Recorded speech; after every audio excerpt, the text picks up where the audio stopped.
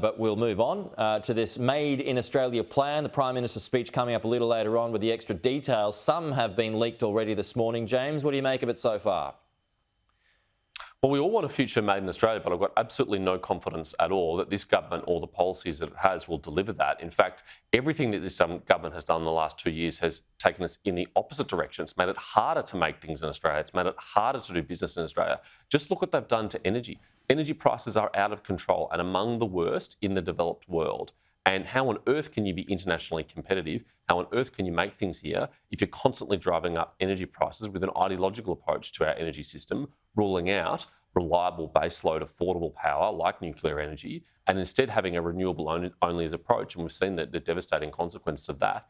This is a government which has rewarded its union allies at every step of the opportunity, of course making us less competitive in the process. This is a government that can't control spending, that has increased taxes. But how on earth are we going to be internationally competitive if you're piling all this pressure on business and on those who actually do make things in this country?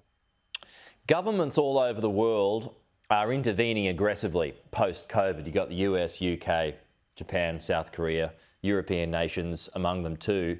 So on the face of it, do we need to do the same to catch up?